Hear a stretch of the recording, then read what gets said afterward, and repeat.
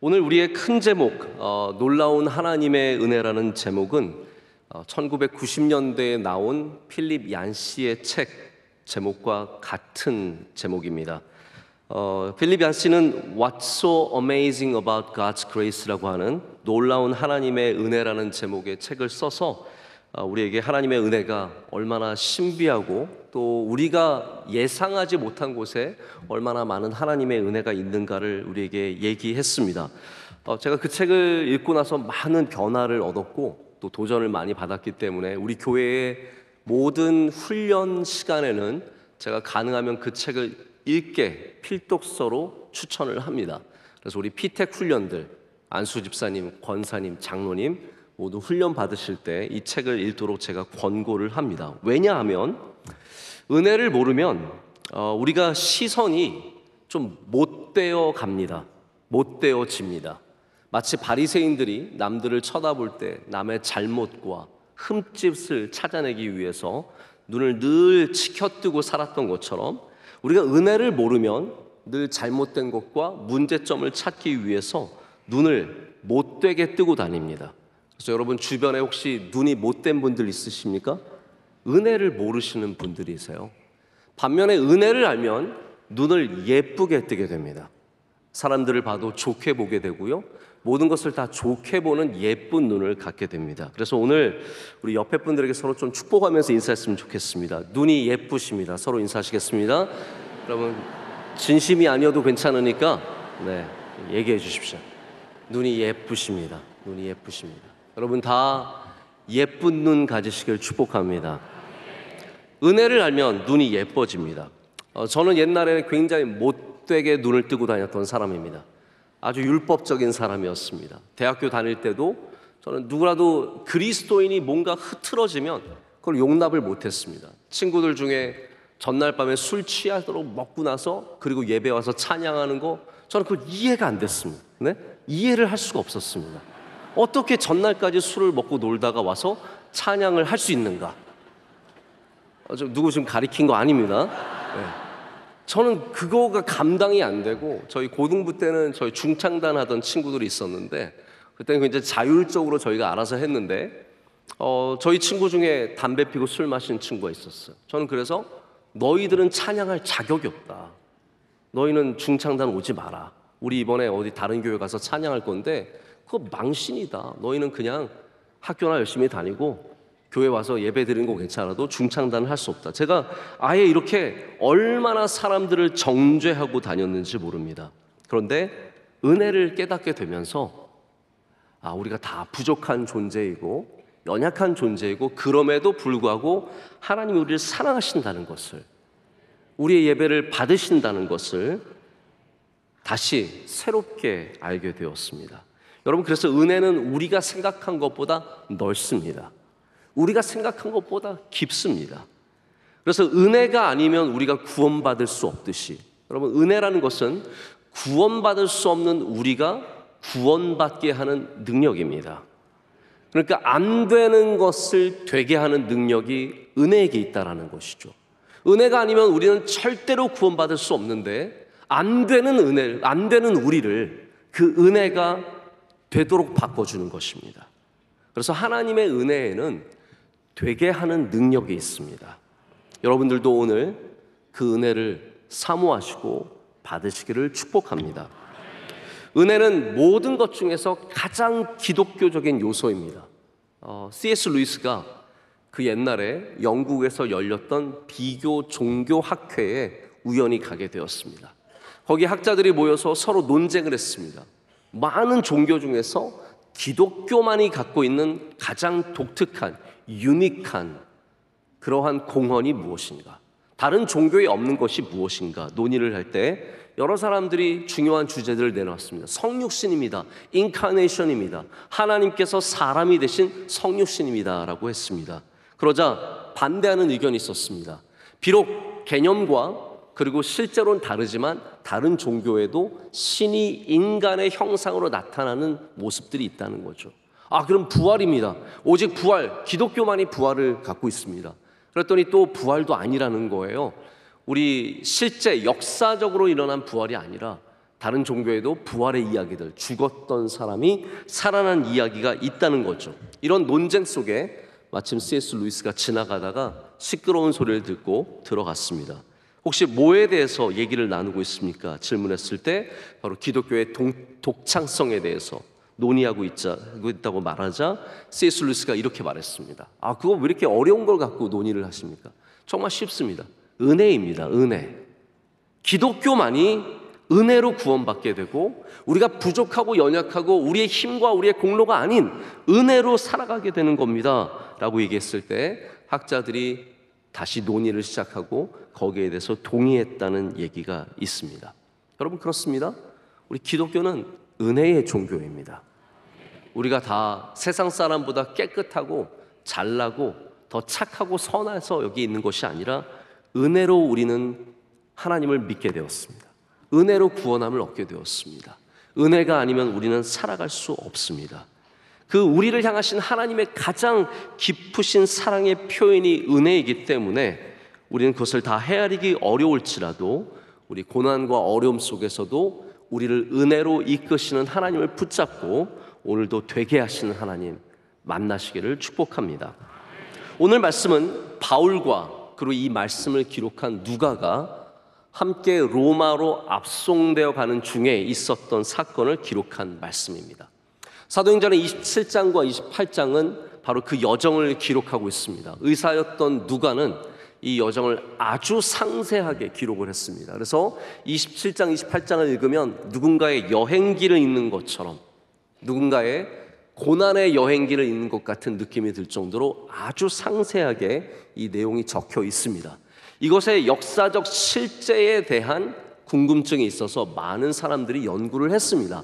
19세기의 한 학자는 여기 멜리데라고 하는 섬이죠. 이 몰타라는 섬에 직접 가서 몇 년 동안 연구를 하면서 어떤 때에 언제 풍랑이 있는지, 언제 광풍이 부는지 이러한 모든 것들을 조사한 다음에 이 누가가 쓴 바로 이 사도행전의 마지막 부분이 굉장히 현실적인 얘기라는 것을 기록을 했습니다.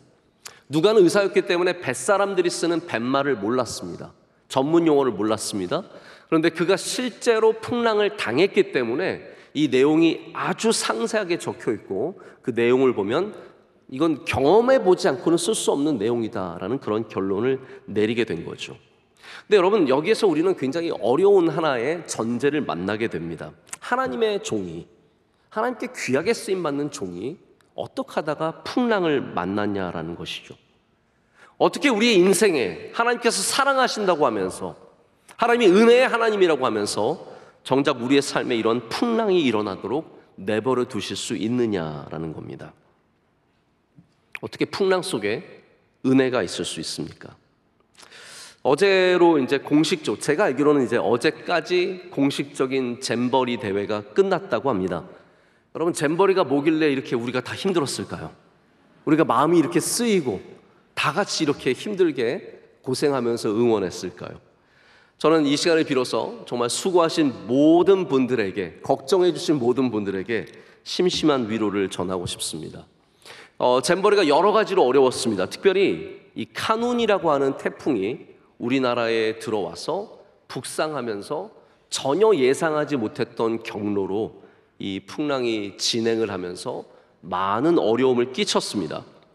잼버리를 준비하신 분들이 이구동성으로 하는 얘기가 있어요. 8월 초에 이 정도의 크기의 태풍이 대한민국을 덮친 적이 한 번도 없었다라는 거예요. 그러니까 이분들은 잼버리를 8월 초에 준비하면서 태풍이 없는 시기에 잘 준비를 한 겁니다. 그런데 몇십 년 만에 처음으로 대한민국의 제주도부터 시작해서 쭉 태풍이 훑고 올라와서 우리나라 거의 전역을 지나가는 정말로 어려운 일을 만나게 되었습니다. 여러분, 이걸 세상 사람들은 한마디로 뭐라고 하죠? 재수 없다라고 하는 겁니다. 정말 재수가 없어도 이렇게 없을 수 없는 겁니다. 하지만 태풍이 불면 우리의 일을 접어야 합니까? 잼버리 다 그냥 포기해야 합니까? 아니죠. 여러 기관들이 힘을 합쳤습니다. 기업들도 나섰고 교회들도 나서서 숙소를 제공했습니다. 힘을 보태면서 그래도 어제까지 잘 마쳤습니다. 저는 잘 마친 기사를 보고 얼마나 안도했는지 모릅니다. 아, 이거 드디어 잘 마쳤구나. 여러분, 어려운 중에도 되게 하는 것, 이게 힘이고 이게 능력 아닙니까?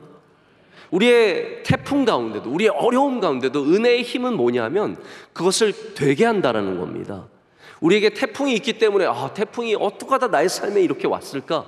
이렇게만 말할 것이 아니라 그 가운데도 되게 하시는 하나님을 붙잡으십시오.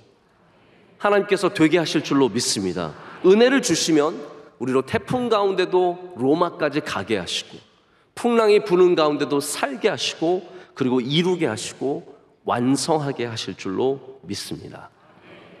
바울은 태풍이 있을 것을 어느 정도 예상했습니다. 그래서 27장 10절을 보면 바울이 경고하는 말이 나옵니다.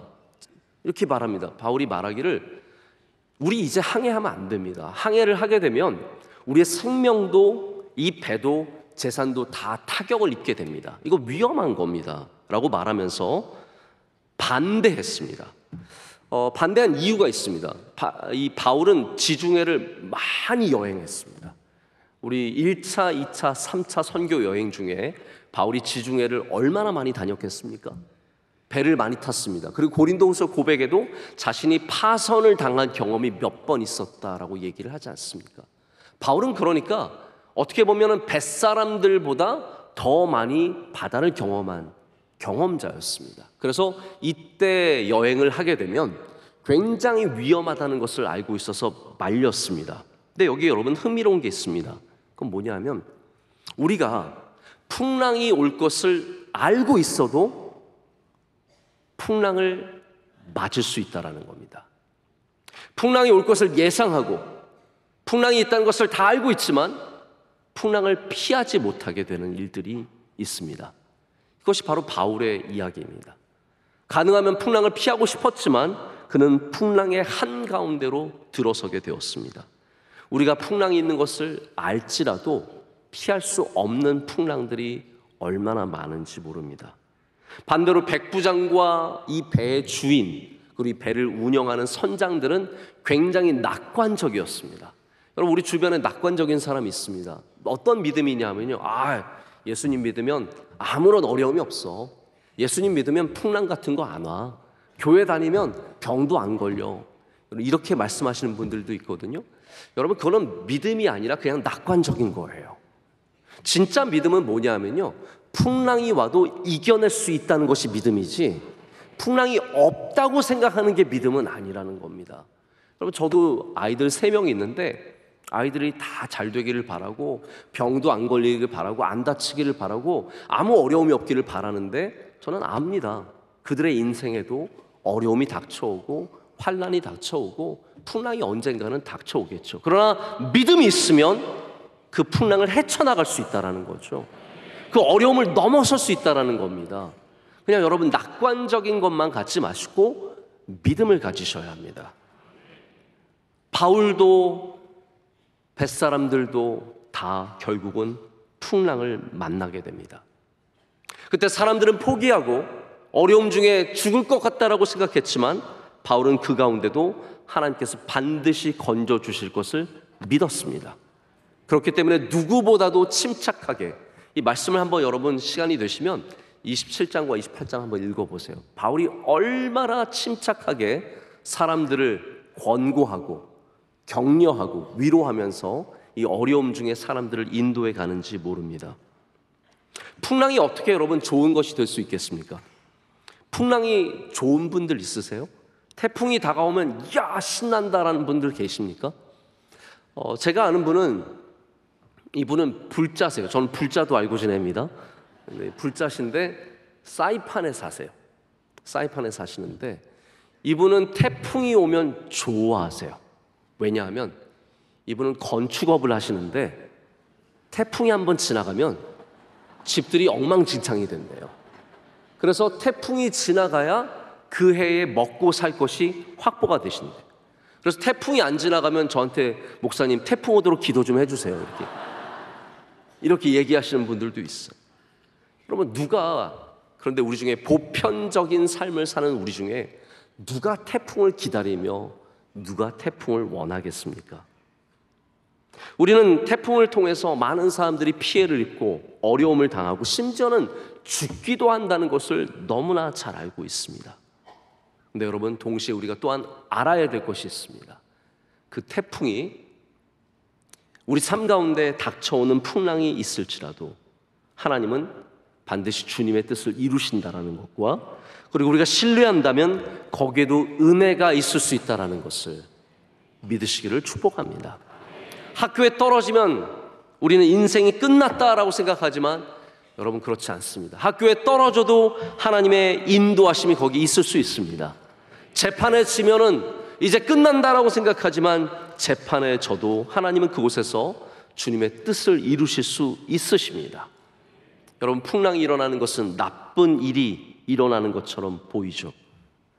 우리는 그런 일들이 일어나면 내가 이루고 싶은 일들이, 나의 꿈이, 나의 소망이 끊겨진다라고 생각을 합니다.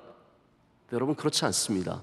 제가 오늘 여러분에게 굉장히 중요한 수학 공식을 가르쳐 드리고자 합니다. 여러분, 이거 꼭 아시고 사셨으면 좋겠는데요, 세상의 수학 공식과 믿음의 수학 공식이 어떻게 다른지를 꼭 아시기를 바랍니다. 자, 세상의 수학 공식은 이겁니다.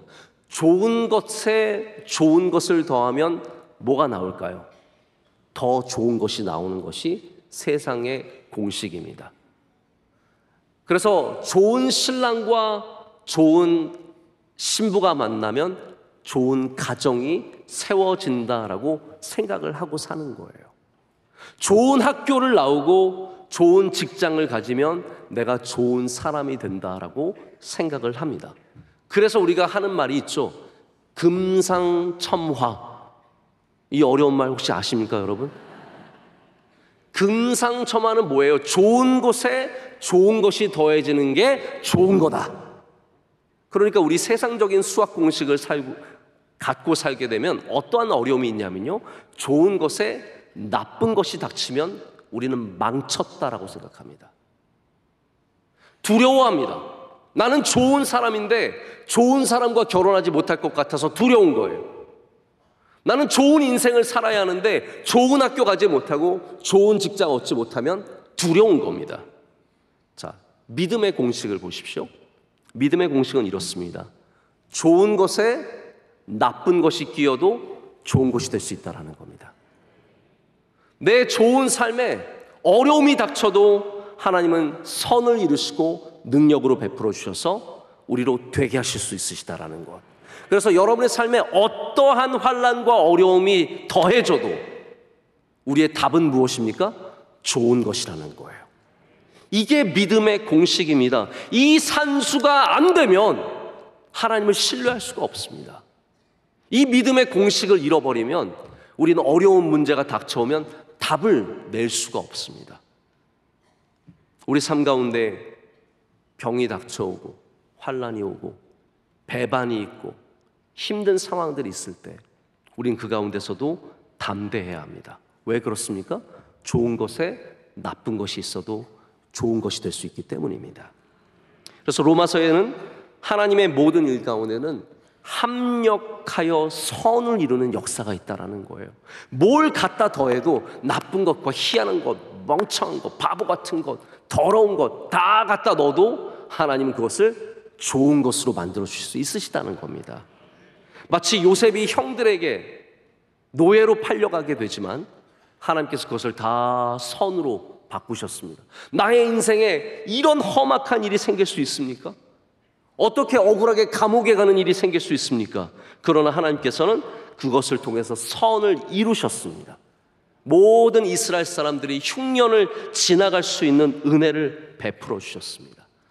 여러분, 다윗이 사울에게 그렇게 쫓겨다니고 그런 어려움을 당했지만 하나님께서 그를 더욱더 귀한 왕으로 세워주셨습니다.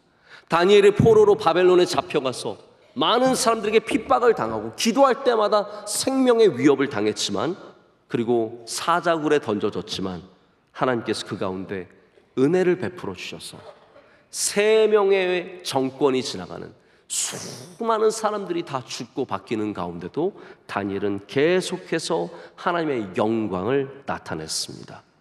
오늘 말씀에 유라굴라를 만나고 독사의 손이 물리고 별의별 위협과 어려움을 당하지만 하나님께서 바울을 끝까지 붙잡아 주셔서 로마까지 인도하시고 로마에서 복음을 나누게 하셨습니다.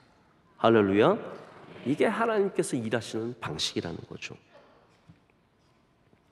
바울이 겨우 도착한 이 멜리데라는 섬에서 이 사람들은 바다를 걸어서 들어왔습니다. 게다가 날씨도 춥고 비가 오고 다 젖어 있는 상황에 추위에 떨고 있는 이 사람들에게 원주민들이 우리가 생각하는 그러한 이상한 원주민들이 아닙니다. 그냥 그 섬에 살고 있는 사람들을 원주민이라고 합니다. 그 원주민들이 선의로 불을 피워서 따뜻하게 거처를 제공합니다. 근데 여기에 바울의 성격이 나옵니다. 자, 불을 피워주면 가만히 불만 쬐면 됩니다. 근데 바울은 가만히 있는 사람이 아니에요. 파선당했을 때도 자기가 사람들 다 챙기고요, 난리도 아니었습니다. 그런데 불을 피울 때도 바울은 가만히 있지 않고 자기가 나무를 또 들어다가 불에다 넣어요. 같이 도와주는 겁니다.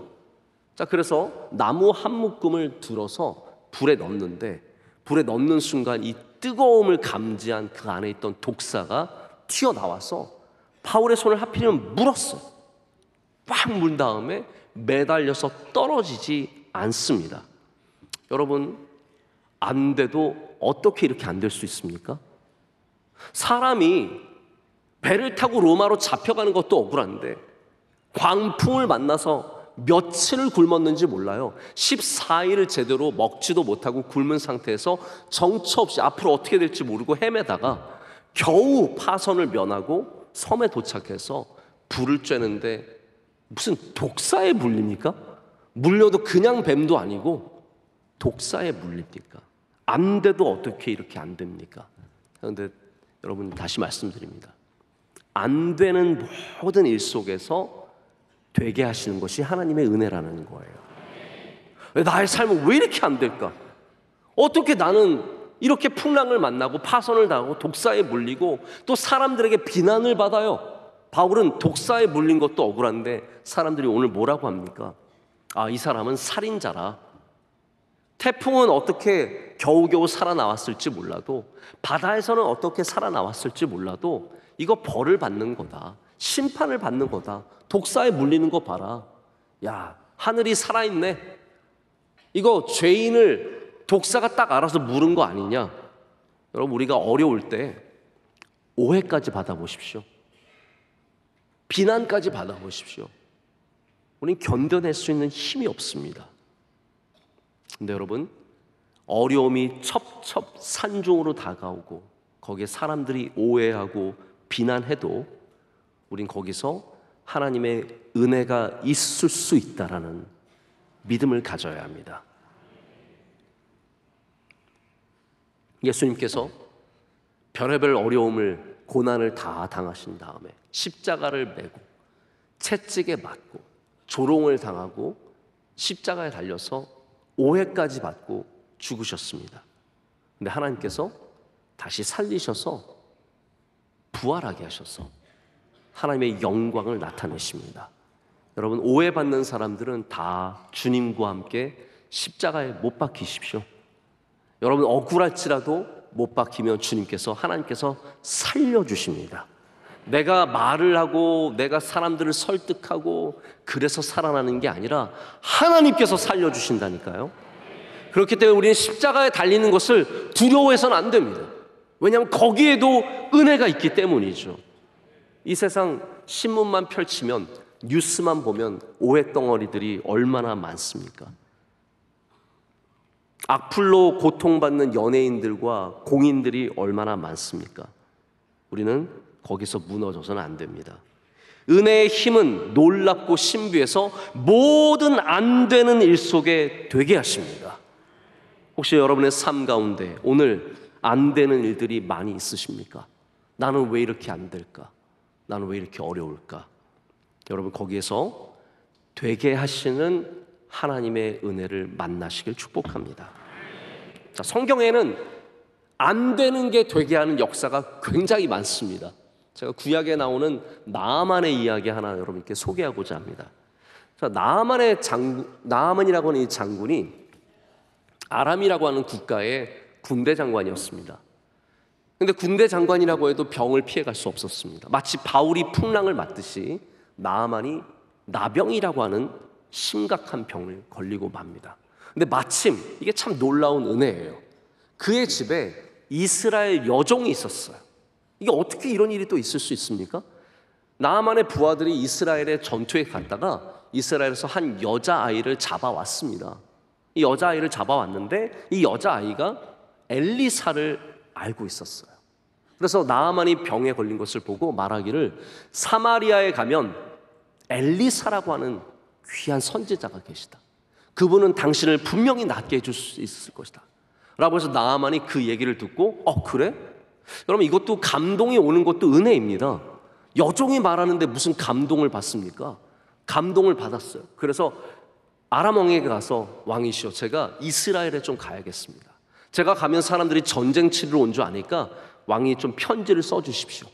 그래서 왕이 편지를 써서 이 사람 지금 좋은 의도를 갖고 가니까 전쟁하는 거 아니까 두려워하지 말고 고쳐달라 라고 해서 편지를 보내줍니다. 그래서 나아만이 엘리사를 만난 다음에 엘리사가 가르쳐준 대로 요단강에 가서 7번 몸을 씻고 깨끗하게 되어 잘 살았다는 얘기입니다.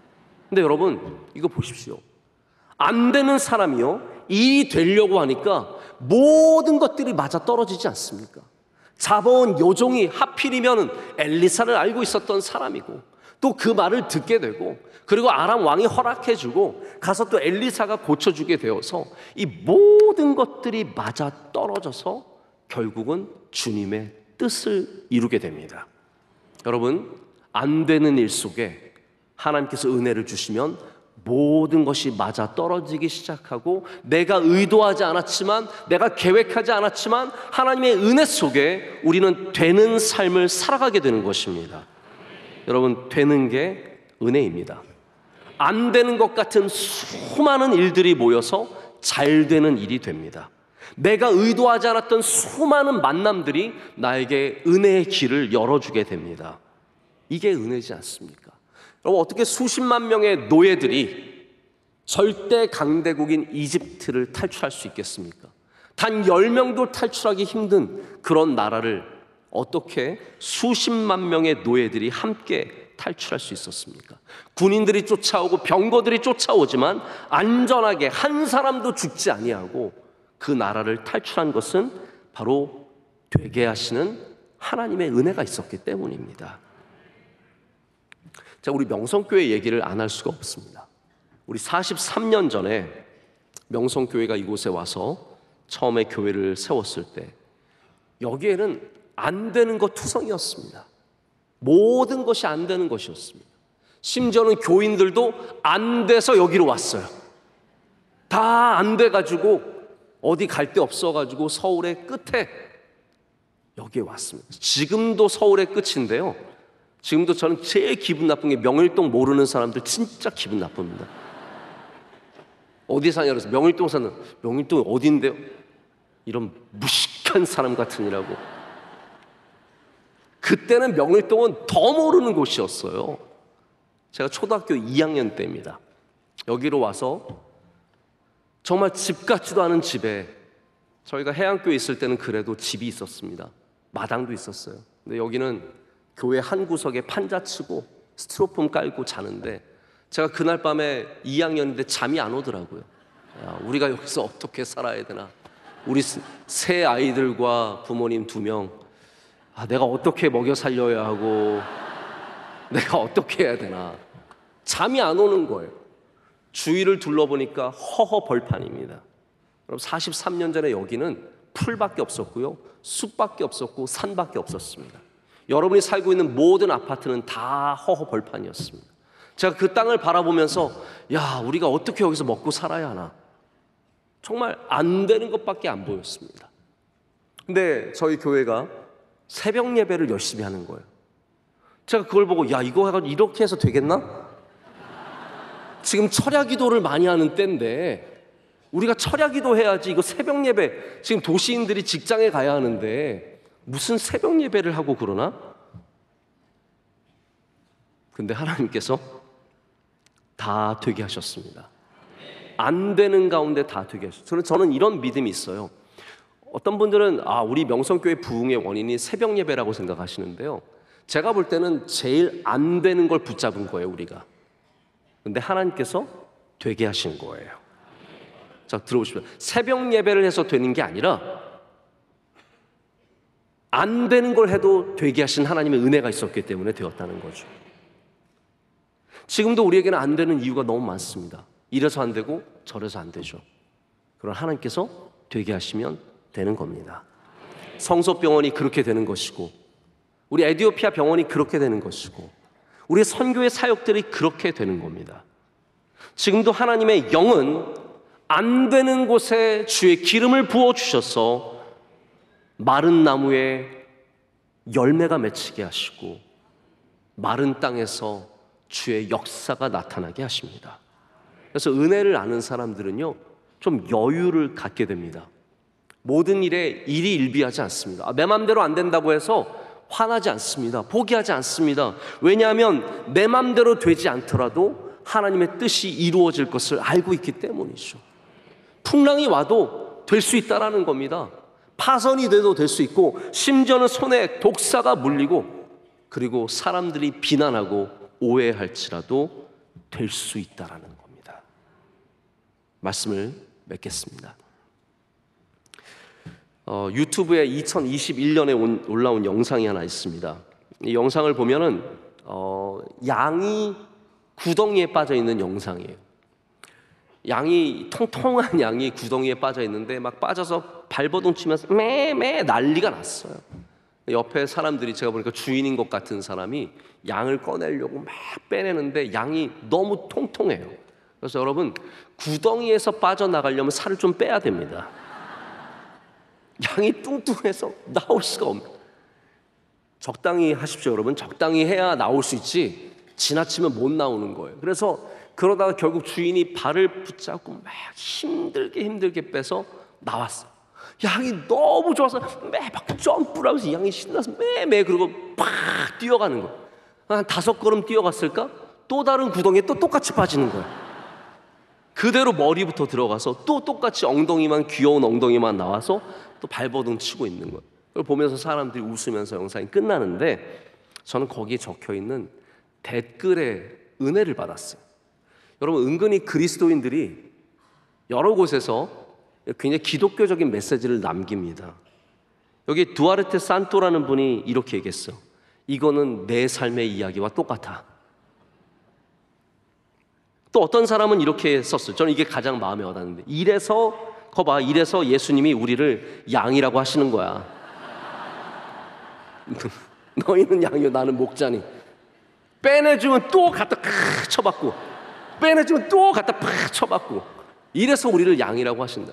근데 제가 이게 너무 마음에 와닿는 거예요. 우리가 양이구나. 그럼 우리는 양 같아서 자꾸 빠집니다. 근데 예수님은 목자셔서 빠질 때마다 우리를 빼내주십니다. 우리가 어려움을 당할 때 주님은 절대로 지나쳐가지 않으십니다. 주님은 거기서 우리를 건져주시고 은혜로 우리와 함께 해주시고 여러분으로 다시 뛰어가게 하는 은혜를 주실 줄로 믿습니다. 오늘도 풍랑을 만나신 분들 계십니까? 독사에 물리신 분 계십니까? 오해를 받으신 분 계십니까? 그 가운데도 건져주시고 되게 하시는 하나님, 그 은혜를 사모하시고 바라보시고 나아가시기를 축복합니다. 기도하겠습니다. 하나님 아버지, 감사합니다. 오늘 주님께서 우리에게 주신 이 은혜의 말씀 우리로 꼭 붙잡게 하시고 구덩이에 빠질 때마다, 풍랑을 만날 때마다 되게 하시는 하나님의 은혜를 만나게 하여 주시옵소서. 예수님의 이름으로 기도드립니다. 아멘.